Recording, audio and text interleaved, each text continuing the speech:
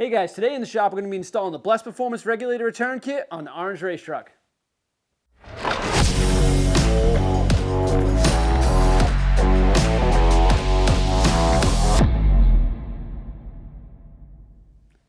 Alright guys, so finally getting around to installing this Blessed Performance Regulator Return. Right now, the setup I have is not ideal. I just have one big fuel line going to the front of each head. The issue with that is, just like the factory system, it deadheads at the back of the heads, and you can have some issues with fuel starvation to the back injectors. So if you're not familiar with it, the whole concept of a regulator return is the fuel feeds into the front of the heads, goes all the way through the fuel rail built into the heads, and then comes out the back, up into the regulator, and then returns back to tank. Now the benefit of that is it doesn't deadhead. Your fuel constantly flows through the head, which also keeps the fuel cooler, but it also gives equal pressure across the entire fuel system.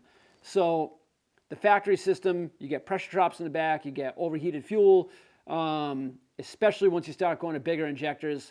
It's very hard to keep those things alive without a regulator return. So this kit, you can get it with the fuel bowl delete. I already have my fuel bowl deleted on this truck. We did that when I put the compound setup in, and essentially all that does is it goes straight from your fuel pump, whatever kind you have, the stock, the fast, whatever it is, splits off into a Y, feeds the two front heads, and then it comes out the back of the heads to the regulator and then back to tank. So we're going to be doing the full install on this.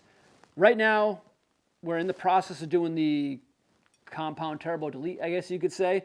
We're taking the compound setup off and we're putting the KC S2R turbo on, and some of this stuff is already apart. We're doing this in the middle of that video. It's going to be two separate episodes. You don't necessarily need to pull your turbo out to do this job, but it's going to make your life a lot easier, and it's just going to save you some time getting into it. So we're not going to waste any more time talking. I'm going to get into it.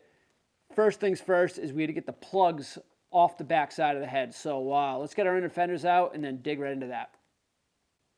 All right, so I'm not going to show you the whole process of pulling the inner fender out, but basically you get a bunch of little bolts here to hold the inner fender to the fender itself, and then you can have some 8mm that hold it up vertically, a couple in the front, basically behind the bumper. There's two 8mm that go up, and there's another one that bolts it right to here. And then you just got a couple of little plastic clips. Also, your speed sensor is going to clip into the back side of the inner fender, so you just want to pop that off. This part that we're about to do is probably going to be the most difficult part of installing a regulator return.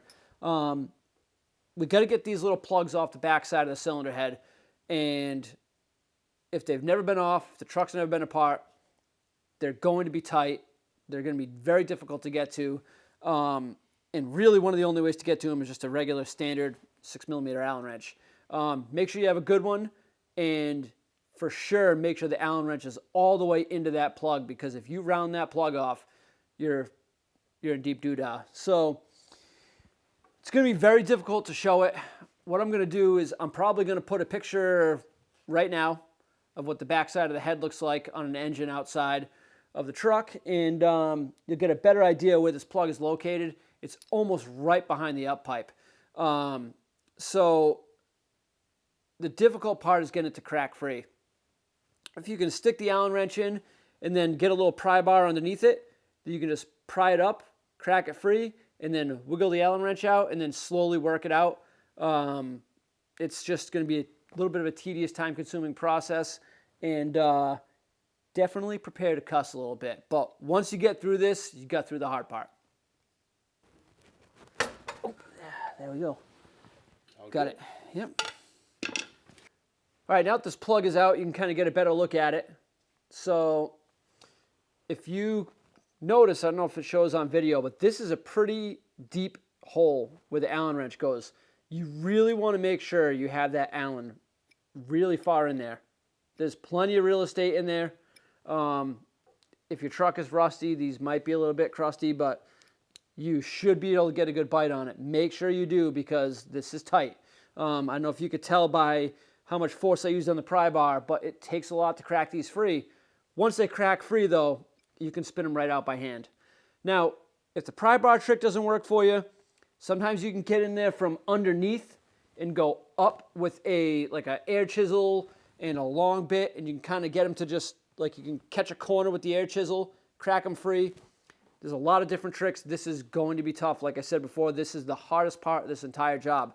But now that we have this out, we can put the 90-degree fitting in and then go start working on the other side. All right, so the kit comes with these 90-degree fittings. It is AN or JIC, whatever you want to call it on this end. And then on here, it's like M12 by 1.5 O-ring seal. So this has to thread back in where the plug came out of.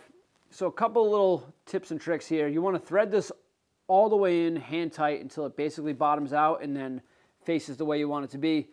This is going to end up running along the same plane as the up pipe. So when you get in there, you're going to see, the up pipe goes up towards the turbo.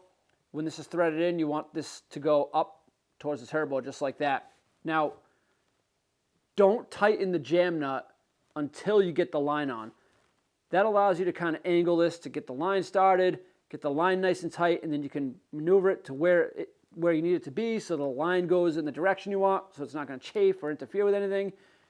Then once you get the line where you want it aimed and tight on here, then you can tighten the jam nut. So for now, get this in, finger tight, do the other side, and then you can start putting the lines on.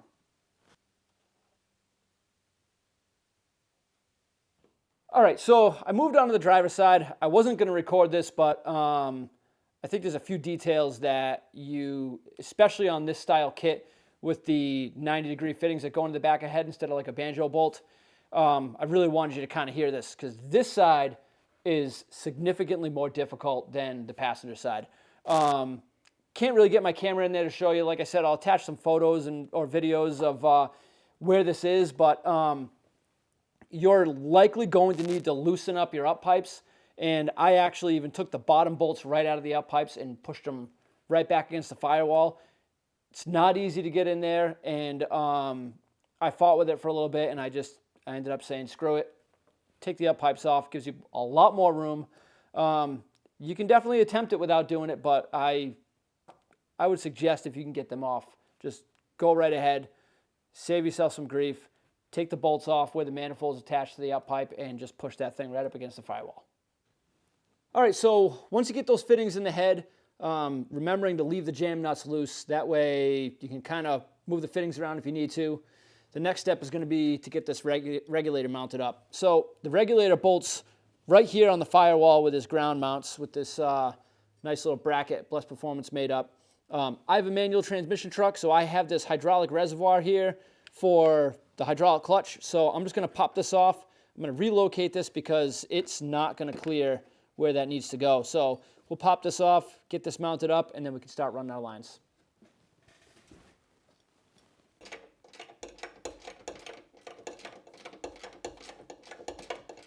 All right, so now we got this mounted up, we can start running our lines. So the shorter of the two lines that come with the kit, depending on which kit you got, if you get the fuel bolt delete, you got a few lines, but the shorter of the two that have the 90s on them is going to go to the driver's side fitting and then also to the driver's side head. And then the longer one is going to go to the passenger side fitting and then under and over to the passenger side head. So once again, I'll put those pictures back up right here. And these are going to show kind of the way you should route it to keep them away from the up pipes. That's the biggest thing, is making sure that these hoses are not going to be touching the up pipes, because you get some pretty serious heat back there. You'll burn through these, and that's a quick way to have a fire. So we really don't want that. Make sure that all of this stuff is secure, far away from the up pipes as you possibly can. Zip tie it to the IPR, zip tie it to your Fickin bracket, whatever you have to do. If you're really not feeling super confident about it, you can always get heat shielding to go around, especially the one that goes from here all the way over to the passenger side head. You can get some slip-on heat shielding that can go on this. I'm not going to do that. I'm just going to take my time and make sure it's secure away from the up pipes, but that is going to be the most important thing I'll share with you. Keep it away from the up pipes.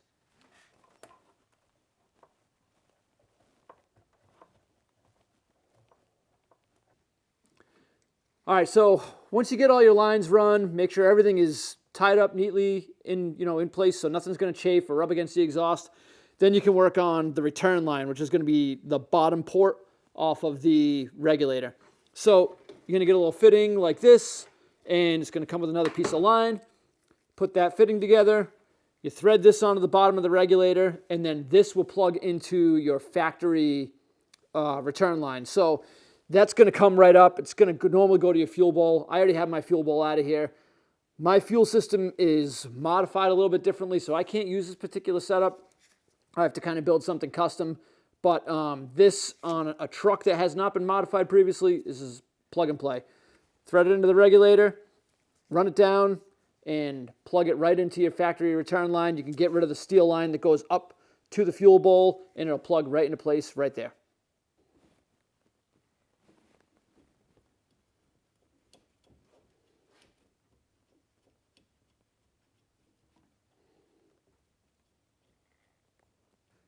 All right, so once you have the return line in, you can go ahead and, if you pulled your turbo out, reinstall your turbo, tighten your up pipes, go back and do all that stuff. Check over the lines one more time, make sure everything is nice and tight, and then you're going to want to cycle the key. Turn the key on, check for leaks. The biggest thing I got to stress one more time is making sure nothing is chafing, and also make sure you have no leaks. So once you know you have no leaks, you get all the air out of the system, you want to set this to 60 to 65 PSI. That's the sweet spot I like to set 6.0s at. Some people will say a little higher. You don't want to go too high, because too high and the fuel will actually push past the O-rings on the injectors, and you can have problems with that.